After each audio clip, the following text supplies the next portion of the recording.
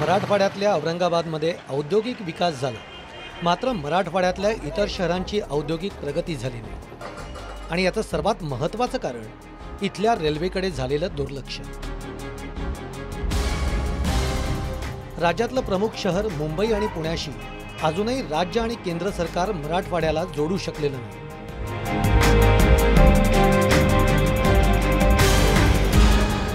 मुंबई आणि पुणे हे दोन शहर महत्त्वाचे आहेत नांदेडच्या दृष्टीने। त्याच्यासाठी अजून अतिरिक्त ट्रेन्स अत्यंत आवश्यक आहेत। पुण्यासाठी त्यांनी 5 दिवस दिलेले आहेत, पण याच्यामध्ये वेळ फार जास्त जातो, तो कमी करायला पाहिजे। आजही मुंबईसारख्या किंवा पुण्यासारख्या शहराला जर 12 तास लागत असतील तर मला वाटतं याच्यामध्ये 2 ते 2.5 तास अजून कमी करण्याचा वाव आहे। याशिवाय प्रवासाच्या सोबतच दुहेरी लाईन, विशेष करून मुदखेड ते परभणी एवढी जरी या आर्थिक वर्षामध्ये दुहेरी लाईन झाली तरी वाहतुकीचा फार मोठा प्रश्न सुटू शकतो।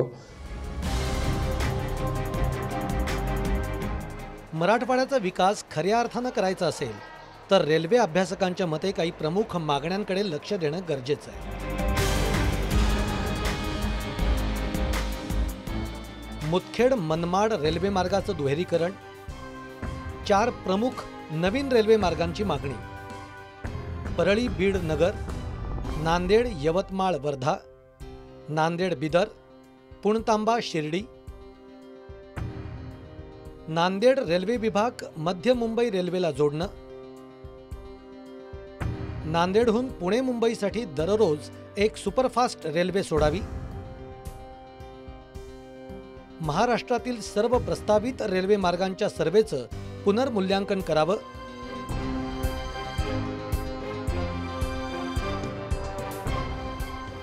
दरम्यान रेल्वे अर्थसंकल्पामधून ज्या मागण्या मंजूर होणं अभिप्रेत आहे त्याच मागण्या पुढे रेटायच्या असं धोरण रेल्वे संघर्ष समितीने अंगीकारलंय। आमचा महाराष्ट्र जवळपास 60,000 कोटी केंद्र सरकारला दरवर्षी महसूल देत असतो, पण त्या प्रमाणामध्ये ना महाराष्ट्राला, ना विदर्भाला, ना मराठवाड्याला कुठल्याही प्रकारच्या रेल्वेमध्ये त्या ठिकाणी भरीव मदत मिळालेली नाही आहे। गेल्या 20 ते 25 वर्षापासून जवळपास अनेक रेल्वेचे प्रकल्प आपल्याकडे रखडलेले आहेत। आमची प्रमुख मागणी असेल की महाराष्ट्र शासनाने याच्यामध्ये लक्ष घालावं आणि येणाऱ्या बजेटमध्ये महाराष्ट्र शासनाने सुद्धा त्या ठिकाणी आपल्या मागण्याचं निवेदन रेल्वे मंत्र्याकडे दिलं गेलं पाहिजे। याशिवाय महाराष्ट्रातल्या सर्व संघटनांनी सुद्धा रेल्वेकडे आपलं पाठपुरावा केला पाहिजे आणि येणाऱ्या बजेटमध्ये आपल्या मागण्या मान्य करून घ्याव्या। आता नरेंद्र मोदी सरकारच्या पहिल्याच रेल्वे अर्थसंकल्पात महाराष्ट्राच्या आणि मराठवाड्याच्या पदरी काय पडतं हे पाहणं औत्सुक्याचं ठरणार आहे। सतीश मोहिते, जय महाराष्ट्र, नांदेड।